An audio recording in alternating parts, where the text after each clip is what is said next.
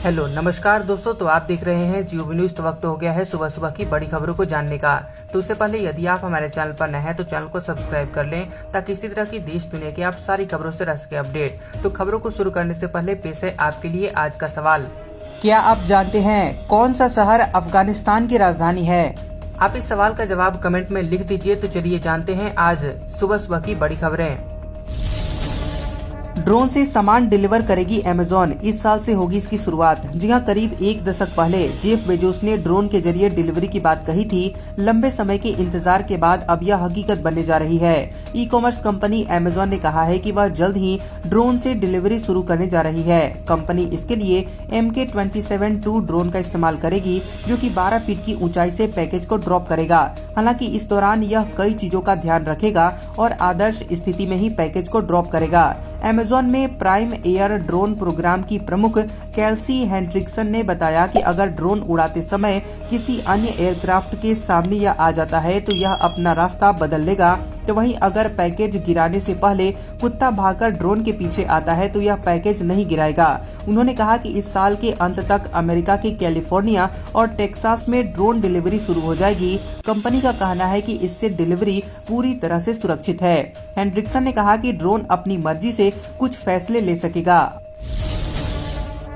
America ने भारत को currency निगरानी सूची से किया बाहर, चीन को झटका, लिस्ट में अब भी नाम शामिल। जी हां, अमेरिकी ट्रेजरी विभाग ने भारत को अपनी करेंसी मॉनिटरिंग लिस्ट से बाहर कर दिया है। भारत के अलावा इस सूची से इटली, मैक्सिको, थाईलैंड और वियतनाम को भी हटाया गया है।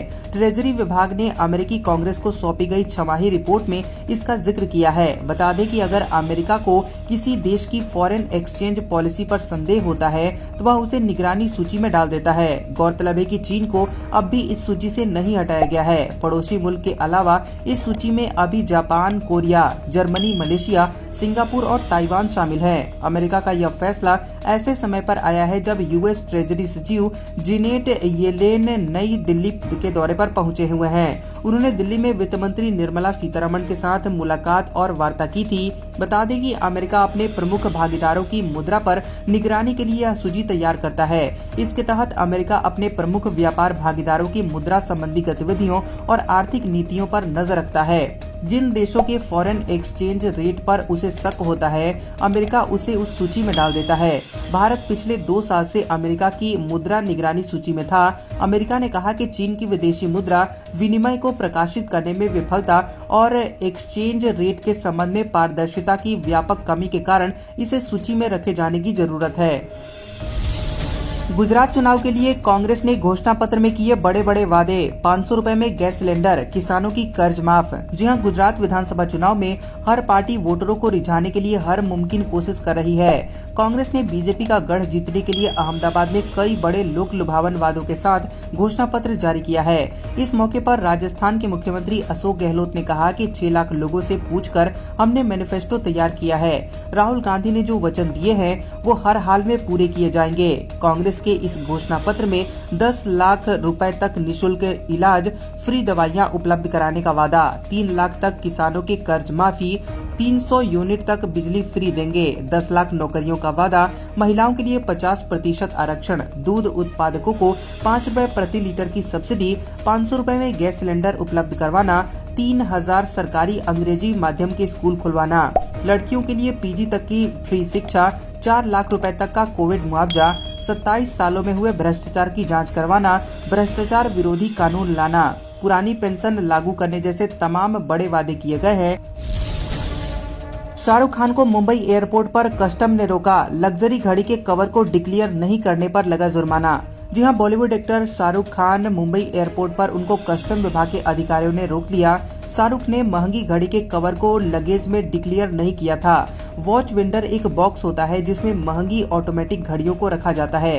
हालांकि शाहरुख खान को ड्यूटी पे करने के बाद छोड़ दिया गया। शाहरुख खान अपनी टीम के साथ एक प्राइवेट प्लेन से आ रहे थे, तभी मुंबई एयरपोर्ट पर कस्टम अधिकारियों ने शाहरुख खान के सामानों की जांच की थी। शाहरुख एक इवेंट में शामिल होने के लिए संयुक्त अरब अमीरात गए हुए थे। शाहरुख खान को UAE में सिनेमा में योगदान और ग्लोबल आइकन्स के एक अवार्ड से सम्मानित किया गया। शाहरुख यूएई के शारजाह में आयोजित शारजाह इंटरनेशनल बुक फेयर 2022 में पार्टिसिपेट करने पहुंचे थे।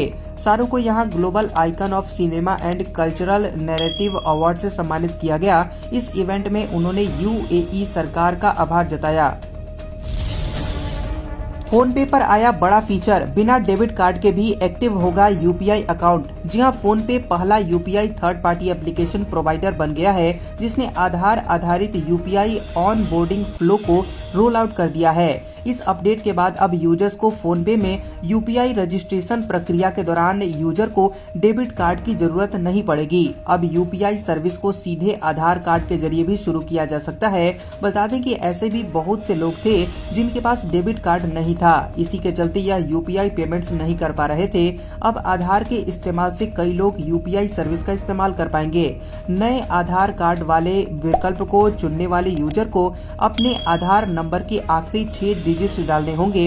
इसके बाद यूआईडीएआई और उनके संबंधित बैंक से एक ओटीपी प्राप्त होगा। इस ओटीपी को डालकर यूजर्स फोन पे ऐप पर यूपीआई सुविधाओं का इस्तेमाल करने में सक्षम होंगे।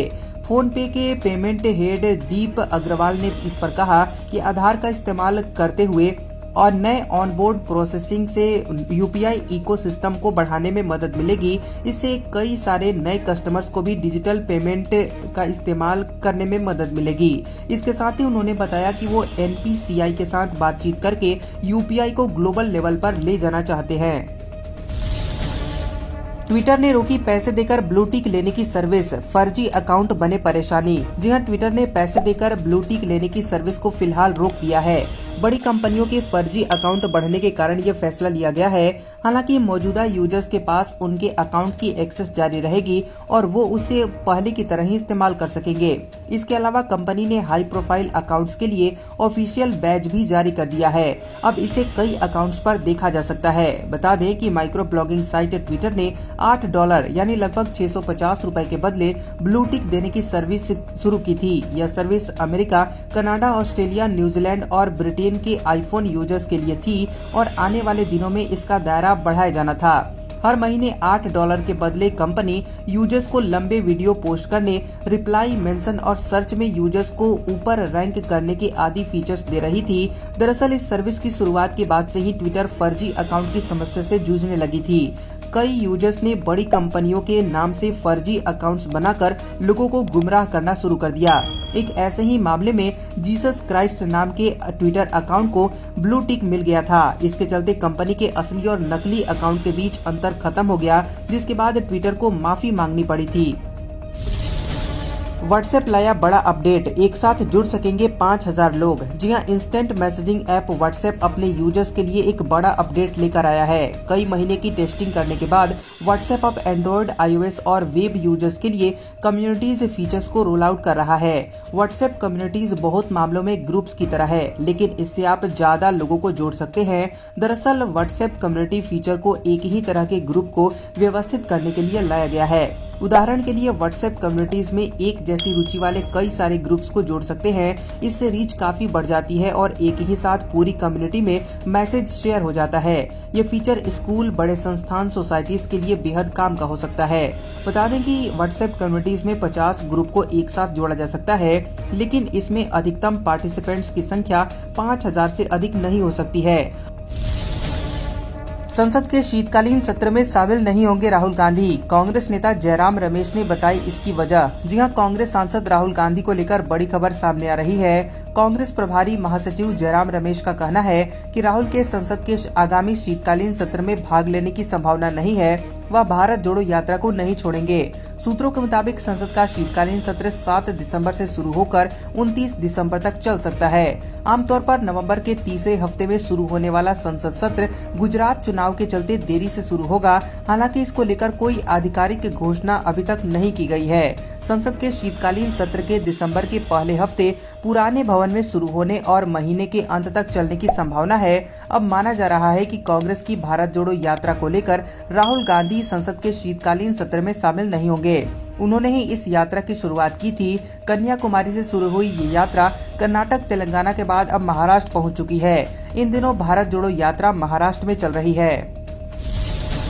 सुकेश के आरोपों को लेकर बीजेपी पर बरसे केजरीवाल, कहा बीजेपी वाले बना दे सुकेश को अध्यक्ष। जी हां, दिल्ली के उप मुख्यमंत्री अरविंद केजरीवाल ने एक बार फिर से उपराज्यपाल वीके सक्सेना पर गंभीर आरोप लगाए हैं। अपनी प्रेस कॉन्फ्रेंस के दौरान उन्होंने कहा कि दिल्ली के उपराज्यपाल दिल्ली में चलने वाली योगा क्लासेस को पूरी तरह से बंद करवाना चाहते हैं। इसके लिए उन्होंने पहले ही योग टीचर को मिलने वाली सैलरी बंद करवा दी है। उपराज्यपाल बीजेपी के साथ मिलकर दिल्ली की जनता को परेशान कर रहे हैं। इस पूरी बातचीत के दौरान वो तिहाड़ जेल में बंद सुकेश चंद्रशेखर का भी जिक्र करने से पीछे नहीं हटे। केजरीवाल ने कहा कि सुकेश चंद्रशेखर को बीजेपी ज्वाइन करवा लेनी चाहिए और अध्यक्ष बनाना चाहिए, या फिर कम से कम स्टार प्रचारक तो घोषित कर ही देना चाहिए। ईडी और सीबीआई पर चुटकी लेते हुए सीएम ने कहा कि ईडी और सीबीआई आजकल फिल्म प्रोडक्शन कंपनी की तरह काम कर रही है और पीएमओ फिल्म प्रोड्यूस कर रहा है। आजकल हॉलीवुड से ज्यादा अच्छी कहानी ईडी और सीबीआई के दफ्तरों में लिखी जा रही है। अब हम अगले 24 घंटों के दौरान देश भर के संभावित मौसम पूर्वानुमान के बारे में बता रहे हैं। अगले 24 घंटों के दौरान रायलसीमा, तटीय आंध्र प्रदेश, तमिलनाडु के कुछ हिस्सों, केरल, दक्षिण आंतरिक कर्नाटक और लक्षद्वीप में हल्की से मध्यम बारिश के साथ कुछ स्थानों पर भारी बारिश हो सकती है। अंडमान और निकोबार द्वीप समूह के दक्षिणी द्वीपों में भी 1 या 2 स्थानों पर भारी बारिश हो सकती है। तटीय कर्नाटक में हल्की से मध्यम बारिश के साथ 1-2 स्थानों पर बारिश संभव है। दक्षिण तेलंगाना में 1 या 2 स्थानों पर हल्की बारिश संभव है। उत्तर पश्चिम, मध्य और पूर्वी भारत के कुछ हिस्सों में दिन और रात के तापमान में और गिरावट आ सकती है। आज का सुविचार, अगर खुद को बेहतर बनाना चाहते हैं तो आज से दूसरों को अच्छा बनाने के बजाय खुद अच्छा बनना शुरू कीजिए। कैसा लगा ये वीडियो हमें कमेंट सेक्शन में जरूर बताएं। वीडियो पसंद आया हो तो वीडियो को लाइक और शेयर करें और ऐसी इंटरेस्टिंग वीडियोस देखने के लिए हमारे चैनल जियोबी न्यूज को सब्सक्राइब करें और बेल आइकॉन को दबाएं। और हमारे ओल्ड और लेटेस्ट वीडियोस देखने के लिए हमारे प्लेलिस्ट और कम्युनिटी टैब को जरूर चेक करें। तो मिलते हैं अगले वीडियो में, तब तक के लिए आपका शुक्रिया।